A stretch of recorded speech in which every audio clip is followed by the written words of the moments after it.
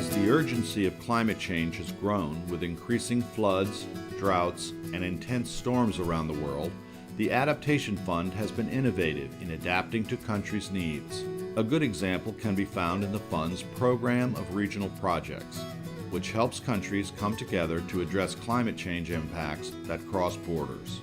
The program started in 2015 as a pilot and has been in large demand ever since, rapidly growing into one of the Fund's most important programs today, with more than 10 projects and a robust pipeline of proposals.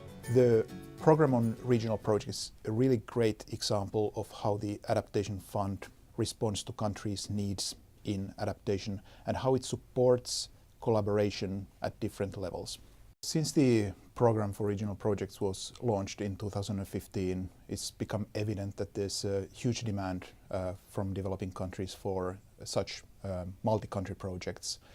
We have several projects currently under implementation around the world, and there's a very strong pipeline of new projects under development. These regional projects are really great in how they are helping countries pilot new approaches to adaptation at the regional level. And these models can be replicated and scaled up by other sources of funding.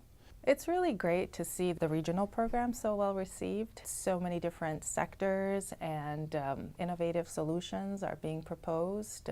It's very exciting. For example, we are looking at moving forward almost $100 million worth of projects, and there's $200 million worth of regional projects that are being prepared at various stages that will eventually be implemented on the ground. The very first Adaptation Fund regional project was approved in March 2017 to help small farmers in East Africa build climate resilience and food security in the face of droughts. Carried out by the Fund's multilateral implementing entity, the World Meteorological Organization, the project is bringing countries and networks together to address climate change. The program targets Ethiopia, Kenya and Uganda, and wants also to target users, but mostly agro-pastoralists, pastoralists and smallholder farmers. So we are targeting mostly the communities. In terms of climate action, ACRE is supporting resilience through multiple means, including availability of climate and weather information. This is very important. Downscaling and packaging into easily understandable language, including local languages, because there's no point to prepare products telling what will be the weather in the next days or week or month if the message cannot be understood by the final users, which are the agro-pastoralists or the farmers. So we have to produce information in a language they can understand through, for example, using the local phone networks. So sending SMS, for example, or other means. Meanwhile, across the globe in South America, another regional project was approved by the Adaptation Fund in July 2018 to reduce climate vulnerability and flood risks in coastal urban and semi-urban areas in Chile and Ecuador. The fund and its regional implementing entity, the Development Bank of Latin America, or CAF, held a signing ceremony recently to officially launch the project. La idea es trabajar tanto medidas de infraestructura verdes en las tres ciudades y infraestructura gris que también es necesaria para poder generar las medidas de adaptación. Algo que se va a fortalecer mucho son los sistemas de alerta temprana.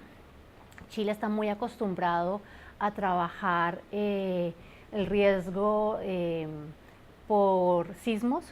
Sin embargo, el riesgo por precipitaciones y por deslizamientos no lo tiene tan inculcado en su cultura, y la forma de generar las evacuaciones, cuando hablamos de sismos, ellos tienden a subir a la montaña por un riesgo de tsunami. En cambio, cuando estamos hablando de cambio climático, el riesgo es de precipitación y deslizamientos, entonces tienen que salir y evacuar horizontalmente. Eso se va a fortalecer bastante. Y por el lado de Ecuador, igualmente tienden que tener el sistema de evacuación cuando hay inundaciones, es cuando confluyen tanto la mayor cantidad de precipitación con las marejadas. Entonces también tienen que salir de las zonas de evacuación. Eso se va a fortalecer. An important aspect of all Adaptation Fund projects is learning and capturing key knowledge in adaptation along the way.